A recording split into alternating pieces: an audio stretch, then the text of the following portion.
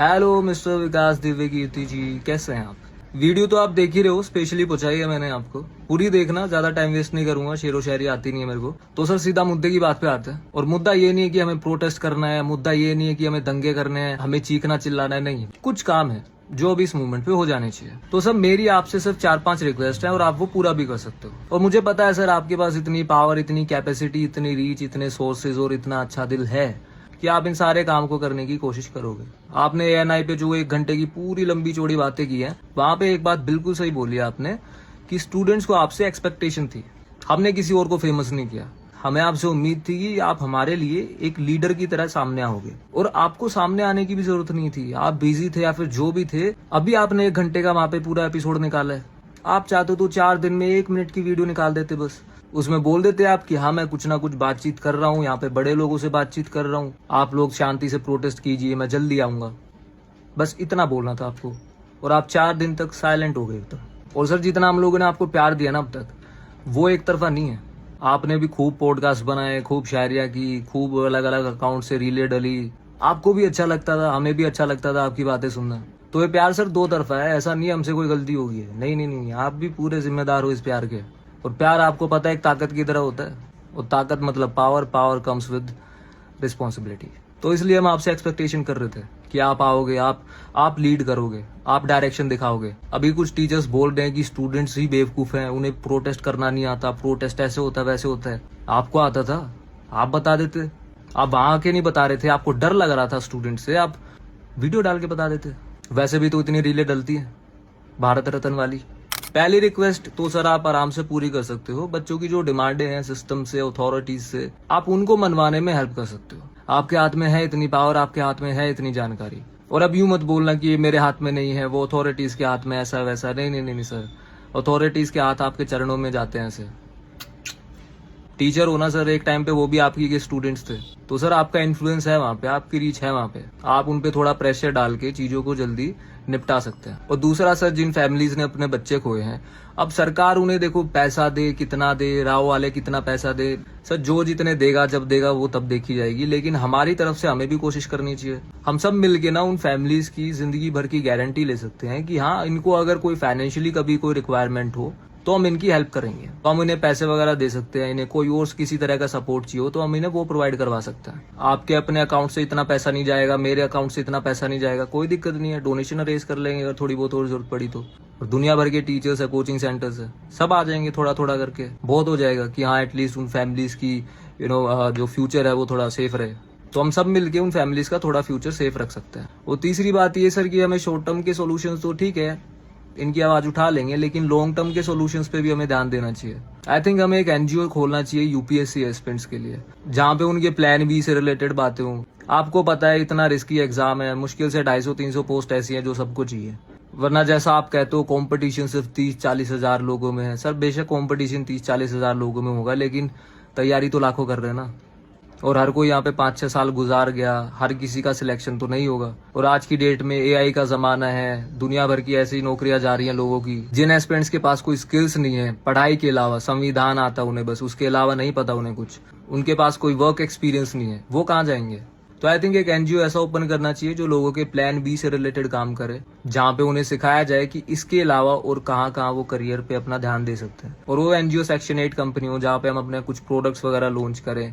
NGO से हम business कर सकते हैं, कुछ सेल करें, कुछ बेचें, बच्चों को नौकरियां मिले, कोई पार्ट टाइम करे, कोई फुल टाइम करे। So I think sir plan B C ये सारी चीजें जरूरी है। क्योंकि सर वो जो बात है ना कि नौकरी तो सिर्फ आईएएस की है, बाकी तो नौकरियां हैं। सर वो आईएएस की नौकरी हर किसी को थोड़ी मिल रही है। अब लाखों बच्चे जिन्हें कुछ ना कुछ और करना पड़ेगा, कोई 2-4 नंबर से रह जाएगा एग्जाम में, कोई 10 नंबर से रह जाएगा। दुनिया भर के टॉपर्स आपको तो पता है वो भी रह जाते हैं, दोबारा उनका क्लियर नहीं होता बढ़िया रैंक के लिए जो जा रहे होते हैं। तो आई थिंक बच्चों के एक सेफ फ्यूचर के लिए एक एनजीओ भी बनाना चाहिए। और सर आप कह रहे हो कि दुनिया भर के कोचिंग है, उनके भी कसूर है, वो भी ऐसे हैं वैसे हैं, आपके अगेंस्ट षड्यंत्र रच रहे हैं, आपको बकरा बनाया जा रहा है, जो भी है। तो मैं कह रहा हूँ सर भाड़ में गए सारे। आई थिंक आपको अपने धंधे को भी थोड़ा सा अब चेंज करना चाहिए। आप खुद सोचो, 2-2 ढाई लाख रुपए फीस है, आपकी ऑडियंस ऐसी है जो middle class, lower middle class family से आती है, गवर्नमेंट स्कूल वाले लोग हैं, वो कहाँ से एजुकेशन लेंगे? आपने जो आइडिया दिया, आप जो कह रहे हो कि ऑनलाइन पढ़ाई होनी चाहिए, ऑनलाइन पढ़ लो, अगर पैसे नहीं है तो यहाँ आने की जरूरत नहीं है, बहुत बढ़िया आइडिया सर। तो आई थिंक सर आप एक स्टेप ले लो, दृष्टि IAS का जो ऑफलाइन वाला जो भी चल रहा है आपका, वो बंद कर दो। क्योंकि आप बोल तो रहे हो कि ऑनलाइन पढ़ लो, सही है, लेकिन आप फिर सर ऑफलाइन वाली प्रमोशन भी तो करते हो, उसे देख के लोग अट्रैक्ट हो जाते हैं। या तो मार्केटिंग बंद करो, बिल्डिंग ही बंद कर दो। जब आपको खुद इतना समझ आ रहा है कि बच्चे ऑनलाइन ही पढ़ेंगे तो इतना बेस्ट है, तो फिर बिल्डिंग खोले क्या फायदा, फालतू का क्यों रेंट देना सर। तो अभी जो बैचेस चल रहे हैं आपको वो कर लो, उसके बाद मैं कह रहा हूँ सारा धंधा ऑनलाइन शिफ्ट कर देते हैं। और जो आपकी फीस है 50, 60, 70 हज़ार के आसपास ऑनलाइन वाली, उसे आप 10, 12, 15 हज़ार के आसपास लेके आ जाओ। आपका जो सपना है सर, जो आप बोलते हो कि देश के हर बच्चे तक अच्छी एजुकेशन जानी चाहिए, ये होना चाहिए, वो होना चाहिए, और आपके हिसाब से आपका कोचिंग बहुत अच्छी एजुकेशन देता है, तो सर वो सपना साकार हो उसके लिए अपने एजुकेशन को थोड़ा अफोर्डेबल तो बनाओ, थोड़ा अवेलेबल तो करवाओ, कि गरीब का बच्चा भी आपकी बढ़िया एजुकेशन ले पाए। तो मेरी रिक्वेस्ट आपसे कि धंधा सारा ऑनलाइन शिफ्ट कर दो और आप लाइब्रेरीज पे फोकस करो, लाइब्रेरी खोलो, कोचिंग सेंटर की जगह लाइब्रेरीज की जरूरत है। बहुत सारे ऐसी जगह है देश में जहाँ पे लाइब्रेरी नहीं मिल रही बच्चों को, घर पे इतना पढ़ने का माहौल नहीं है। और सर कई कोचिंग है जो 10-10, 15-15 हज़ार में चला रही है, आप भी चला लोगे तो सर खर्चा कम कर दो। ये मेट्रो के पिलरों पे ऊपर नाम लिखना, इतने बड़े बड़े पोस्टर चिपकाना, क्या जरूरत है आपको, दुनिया जानती है। आप खुद आगे बोलो कि हमारी फीस 10,000 रुपये हो गई है, जिसको लेना हो ले लो, आ जाएंगे बच्चे, क्यों नहीं आएंगे। और आपका ऑनलाइन वाला खर्चा तो मैं 90% कम कर दूंगा, वो मेरी रिस्पॉन्सिबिलिटी है। मेरा कुछ सालों से वायरल मार्केटिंग का काम है, सोशल मीडिया पे चीज़ें वायरल वगैरह करवाना, तो आपकी मार्केटिंग मेरी जिम्मेदारी। और ऑफलाइन का इतना खर्चा बचेगा, दुनिया भर के इधर उधर लोकेशन में कितना खर्चा होता है, वो खर्चा कम होगा। बढ़िया एक जगह से अपना चलाएंगे, मेंटोर्स रखेंगे, बच्चों से कनेक्ट कर देंगे, ऑनलाइन पढ़ते रहेंगे। और यूं मत सोचना बाकी कोचिंग सेंटर है कंपटीशन, ना ना ना, कोई कंपटीशन नहीं है। मैंने देखा उस 1 घंटे वाली वीडियो में आप कह रहे थे कि बाकी कोचिंग सेंटर्स ने आपको बकरा बना लिया, ऐसा कुछ वैसा कुछ। तो सर टेंशन मत लो, उन कोचिंग वालों को मैं देख लूंगा जो भी आपको बकरा बना रहे हैं। क्या होता है ना सर, हर किसी की ना एक नस ऐसी होती है जिसको दबाते ना उनकी बैलेंस शीट उछल जाती है। तो कोई बुरा भला नहीं बोलने वाला आपको, आई प्रोमिस। लेकिन हाँ, अगर स्टूडेंट्स बोले तो वो तो सुनना पड़ेगा सर। 4 दिन तक आप लुप्त रहे। बाय द वे आपके स्टाफ ने ना आर्टिकल 19(1) का मजाक बना के रख दिया है। दुनिया भर के एस्पिरेंट्स मेरे को स्क्रीनशॉट भेज रहे हैं कि आपके कोचिंग सेंटर्स के या फिर जो भी अकाउंट है वहाँ कमेंट कर रहे हैं, वो 1 सेकंड में डिलीट मार दे रहे हैं आपके कोचिंग वाले। आपका स्टाफ ये संविधान की रिस्पेक्ट कर रहा है। मुझे नहीं पता है आपको बात पता है नहीं पता, समझाओ उन्हें। एक प्यारी सी कमेंट तो मैंने भी मारी थी, वो भी डिलीट कर दी उन्होंने। दिखाऊंगा आपको, कभी मजा आएगा देख के आपको कमेंट। वो सर आप 4 दिन तक गायब थे, अगर आप अभी भी आ जाओ ना, अब भी मैटर संभाल लो। अभी भी बच्चों को आप में वो लीडरशिप दिखती है। हिंदी मीडियम वाले तो आपको पूछते हैं, इतना भरोसा है, उनकी पहली और आखिरी उम्मीद हो आप। तो सर आप अभी भी आ जाओ ना, शांति से इन कामों को थोड़ा जो मैंने बोले हैं इन पे हम थोड़ा ध्यान दे लें, और आप जो अथॉरिटीज़ हैं उनसे थोड़ा प्रेशर डाल के चीज़ें सुलटा दें, तो सर बहुत बढ़िया से प्रोटेस्ट मतलब अच्छे से एंड हो जाएगा। क्योंकि सर आपको पता है दिल्ली में जितने भी प्रोटेस्ट होते हैं कोई एंड नहीं होता उनका खास। आपको तो पता ही है सर, यहाँ पे पावर का कोई हिसाब किताब ही नहीं है। वहाँ जाओ वो बोलेंगे ये चीज़ उसके हाथ में, वहाँ जाओ उसके हाथ में, वहाँ जाओ उसके हाथ में। ये यूं ही इधर उधर चक्कर मरवाते रहेंगे, बच्चे धीरे धीरे कम होते रहेंगे। कभी वहाँ पे बच्चे धूप में सड़ रहे हैं, कभी वहाँ पे बारिश आ रही है। कल भी बारिश हुई थी 31 तारीख को, कमर तक पानी भर जाता उधर।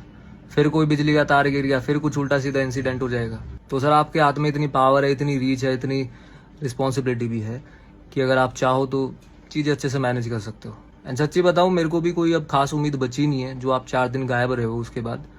बस वो बोलते ना 1-2% की, हाँ चलो क्या पता इंसान सही निकल जाए, तो वही वाला है, क्या पता आप सही निकल जाओ। तो इतने सालों से हमने जो देखा है, विकास दिव्य कीर्ति सर इतने अच्छे हैं, इतने प्यारे हैं, तो बनो ना फिर। क्या कर रहे हो आप, क्यों गायब हो रहे हो। एंड जो स्टूडेंट्स का गुस्सा है वो तो गुस्सा रहेगा सर, वो तो मैं बोल रहा हूँ, वो ना PR से ठीक नहीं होगा, सच्ची बताऊँ। वो गुस्सा अब शांत होगा कर्मों से। धीरे धीरे काम करोगे, बच्चे हो सकता है समझ जाए, धीरे धीरे मैं कह रहा हूँ आपको माफ़ कर दें। क्या चलो कोई नहीं, उस टाइम इन्होंने हमारा साथ नहीं दिया तो एटलीस्ट अब कुछ करने की कोशिश कर रहे हैं इंसान। तो जी ये छोटी छोटी रिक्वेस्ट है, अगर आप पूरी कर दे तो मज़ा आ जाएगा। ठीक है, सब कुछ शांति से निपट जाएगा, क्योंकि आपको पता है दिल्ली में प्रोटेस्ट का क्या एंड होता है। ठीक है, एंड मैं नहीं चाहता कुछ वैसा एंड हो। जिन बच्चों की डेथ भी हुई है उनकी आत्मा को भी कोई खुशी नहीं मिलेगी ऐसी, जिस तरीके से प्रोटेस्ट चल रहा है, अब एंड की तरफ जा रहा है, जैसा अब रिएक्शन देखने को मिल रहा है हमें। अगर आप शांति से लॉन्ग टर्म सॉल्यूशंस पे हम फोकस करें, मिलके अगर कुछ ढंग का करें, तो शायद उन बच्चों की आत्मा को भी खुशी मिलेगी। और जो मैं NGO की बात की, वो भी उन्हीं के नाम पे रख देते हैं। वो भी तैयारी कर रहे थे UPSC की, वो भी चाह रहे थे कि हम कुछ करेंगे भयंकर देश के लिए। अब सिस्टम की लापरवाही की वजह से अगर वो कुछ अच्छा नहीं कर पाए, तो आई थिंक अब हमारा फर्ज बनता है कि उनके नाम पे हमें करना चाहिए। तो सर मैं आपको 48 घंटे का टाइम दे रहा हूँ रिप्लाई के लिए। अनलिमिटेड टाइम तो मैं नहीं दे सकता, फिर गायब हो जाओगे। 48 घंटे का टाइम है। जहां से आपको ये वीडियो आई है ना सर, वहीं से आपको मेरा नंबर, मेल आईडी मिल जाएगी। अगर आप कोई अच्छा स्टेप लो, अच्छा डिसीजन लो कि हाँ मुझे सुन के यूं लगे कि हाँ हमारे विकास सर वापस आ गए, तो ही कॉल करना, तो ही मेल करना। अगर इसके अलावा कुछ आप इधर उधर की बातें करना चाह रहे हो तो मेरे को कोई इंटरेस्ट नहीं है सर। मैं ना आपकी शायरी सुनना चाहता हूँ, ना मेरे को आपको कबीर के दोहे सुनने हैं, कुछ नहीं। सुनना होगा मैं यूट्यूब पे सुन लूंगा। कॉल पे मेरे से तभी बात हो सकती है ढंग से जब आप मुद्दे की बात करो, ठीक है। आपका साथ मिलता है तो बढ़िया है, अदरवाइज ये मूवमेंट, ये प्रोटेस्ट पहले भी चल रहे थे आपके बिना, अब भी चलेंगे आपके बिना। तो 4 दिन तक आप काफ़ी चुप रहे हो। आई थिंक अब शायद कुछ बोलो, अच्छा बोलो। और कुछ अच्छा ना बोला जाए तो फिर सर अपना पॉडकास्ट पे बोलते रहना, जहाँ जाना है वहाँ जाके बोलना।